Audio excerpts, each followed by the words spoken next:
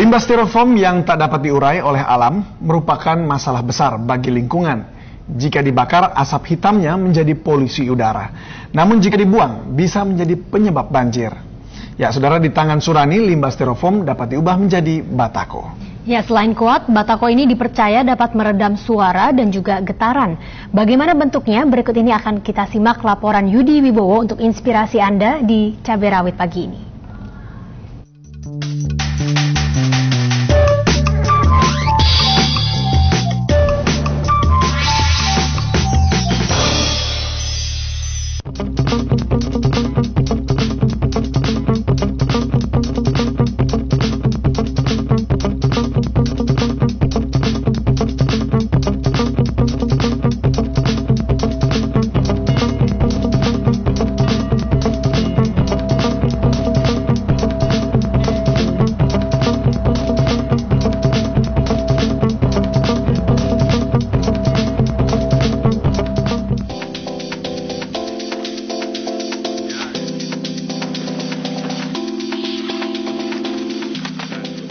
Dibuang sayang, itulah gambaran limbah styrofoam di benak Surani, warga Tipar Cakung, Jakarta Timur.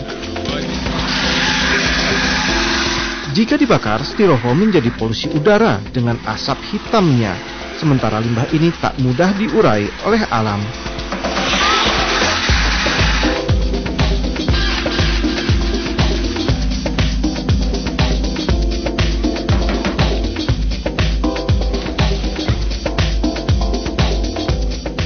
Awalnya styrofoam ini hanya digunakan untuk pengurukan tanah, namun di tangan Surani, limbah ini dijadikan material tambahan pembuatan batako. Selain menghemat bahan baku pasir, campuran styrofoam dipercaya kuat, sekaligus dapat meredam suara dan getaran.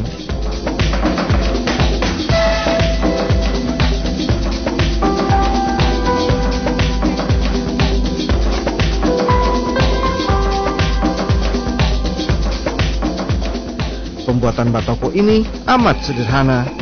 Dengan komposisi campuran 50% styrofoam, 40% pasir, dan 10% semen, kemudian dibentuk menggunakan cetakan batako atau cetakan kayu buatannya.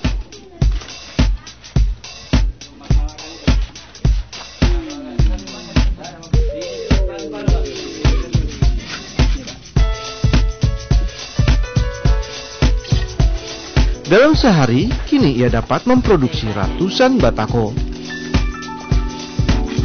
Ide memanfaatkan limbah styrofoam didapatnya saat melihat tumpukan styrofoam di pintu air yang menyebabkan banjir di Jakarta. Styrofoam didapat dari sampah pintu air, tempat pembuangan air sampah, dan juga limbah pabrik.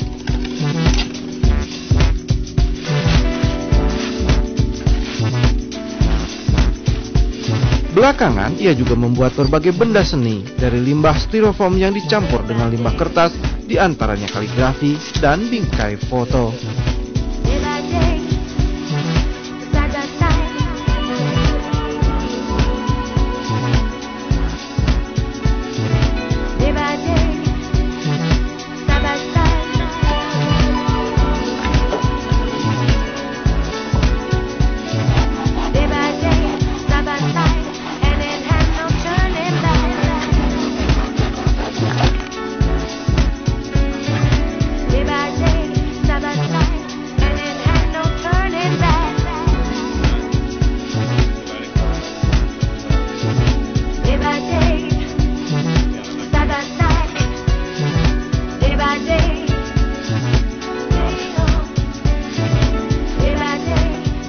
Selain memanfaatkan limbah, Surani dengan sendirinya mengurangi limbah itu sendiri sehingga lingkungan menjadi lebih bersih dan aman dari pencemaran tanah, air, sekaligus udara.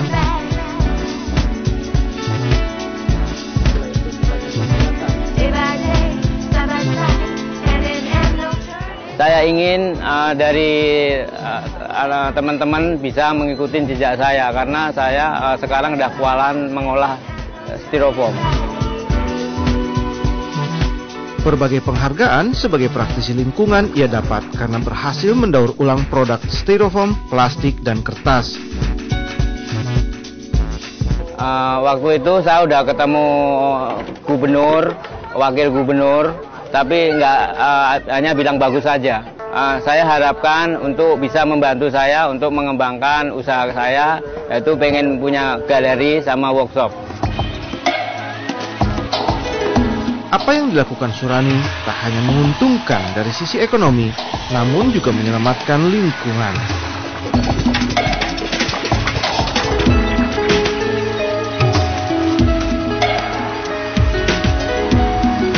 Dengan adanya usaha dari Pak Surani ini, ya sesuai dengan tujuan dari kerja praktek saya adalah untuk dia bisa memanfaatkan limbah dari styrofoam dan mengurangi limbah styrofoam itu sendiri sehingga lingkungan menjadi lebih bersih. Karena seperti misalnya limbah styrofoam yang ada di pintu air kan dia menghambat arus air, dan dengan diambilnya limbah styrofoam tersebut arus air akan menjadi lebih lancar dan banjir lebih kurang.